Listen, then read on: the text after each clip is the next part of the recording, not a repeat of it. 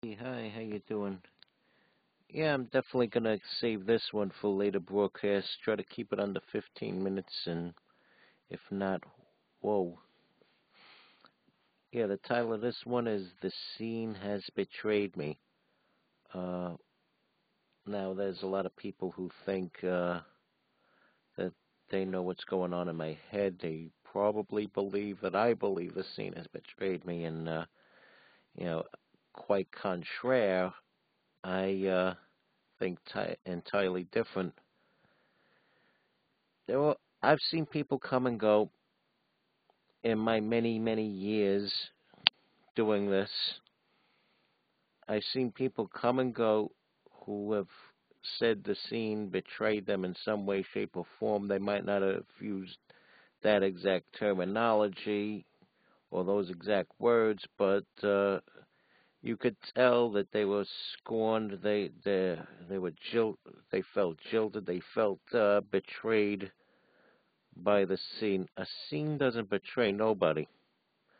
Or I should say, a scene does not betray anybody. Can't do the double negative thing. I'm trying to get out of that habit. So, that being said, not the double negative, but the thing about the scene not betraying anybody. That being said, it is you who makes a contribution to the scene to reshape it. And the thing of it is if you can make a large enough contribution to the scene to reshape it, now all of a sudden the scene isn't, quote, betraying, unquote, you. And that's what we're really focusing on here. It's it's like, okay, maybe there are people who don't dig some of my latest material, but there are people who do. So you turn around and you start targeting those people and say and luring them into your venues if you happen to be a performer or if you happen to be a DJ or something like of that nature. So basically, I'll say it again. It's not the scene that betrays you. It is your failure to make a big enough contribution to the scene. See what I'm saying? If you don't make a big enough contribution to the scene's not going to notice you or care who you are. And the scene is made up of a whole different variety of people. All scenes are made up of different individuals with different aspects and different personalities. And it's any scene you think is pretty much on the norm or whatever. How do I say it? Anything you, any scene that you think isn't diverse, you would be surprised how much it is. That's what I'm was trying to say. The scene is any scene you come across will be diverse, and you will have all different conflicting personalities and different conflicting views on things, and you basically you try to appease everyone and not get caught up in the crossfire.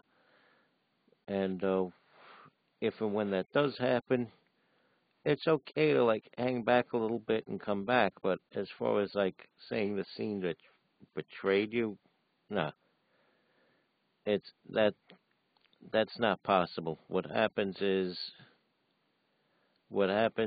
you happen to come across a few airheaded members of the scene who don't dig you for whatever reason. So you find members of the scene who do, you know, and you're still part of the scene. And that's that's my take on things. I mean, I, for one, don't get me wrong. There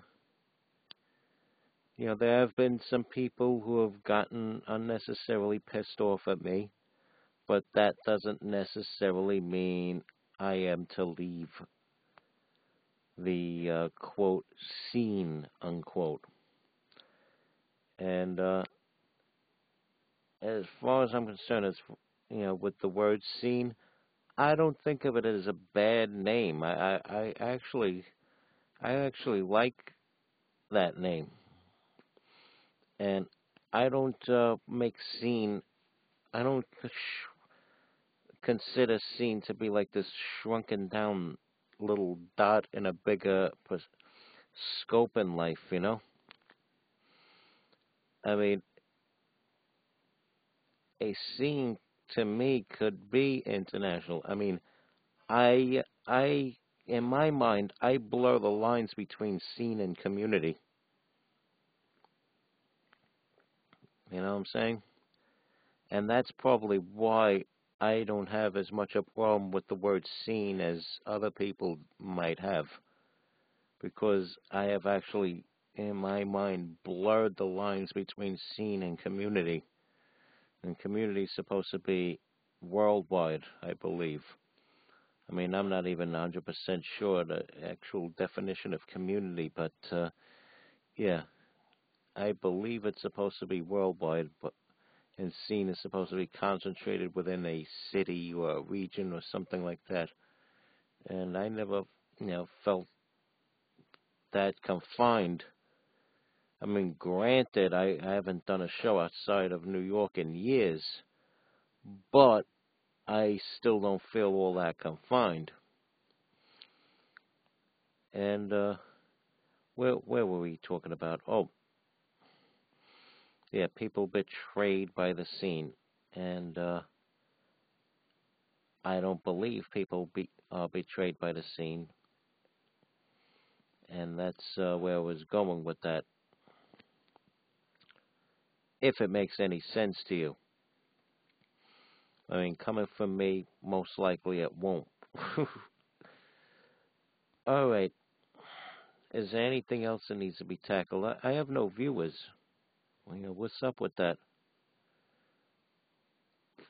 I figured with a title like "The Scene Has Betrayed Me," that people will like get on there and like yell at me or something for saying, "Oh, the scene's betrayed me," and yeah, and then I turn around with a different message other than what the title suggests. So that's where I'm going with this, and I haven't got a lot of time put into this. I don't even think I put in like half of my allotted time for to rebroadcast this on YouTube. So, if anybody wants to call in, if anybody wants to send an IM, you got about what, I don't know, 8.5 minutes or 7.5 minutes. Well, it's still enough time. Okay, you got Berlin coming up, and they're gonna do it on a Thursday. I guess they don't want to compete with the Dark Shadows movie coming up on Friday. They usually do it on Friday, but this time around they're going with Thursday. Big up to Orton, Medicator, Suave, Negro Rose, and the rest of that immense staff over at Berlin that makes that happen once in a month. And I don't know what else is going on this month, but there were a few shows I missed and that sort of thing, but not no more. Make it a point to go to these things. Oh, the last Underworld was astounding. The 4-year anniversary of Underworld. It was astounding. Can never thank DJs Templar, Brighter Wire, and V Christ enough for putting that thing together. Guest DJs Michael T and Chris Smack. It was quite the show of shows, or event of events, because there was really no like live performers, just DJs. Anyway, that was astounding. There were no Crown Eagle events in May. But come June, come June, the Greater Good EP release party that comes out June 9th out of Freddy's. That's in Brooklyn, New York. It's Freddy's Bar and Back Room in Brooklyn, New York. You could Google the address. And featured guests on there, of course, Job. And then you also have Faith and Mark. They're like a synth pop duo.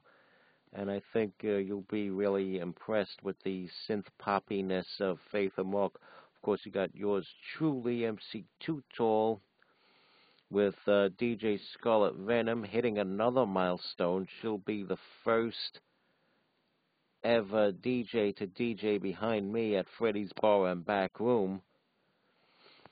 So Scarlett's hitting the milestones. She's doing the background vocals. She's actually kicking rap verses now. Yeah, she's definitely come a long way from the first Normal Music Festival back in 2010.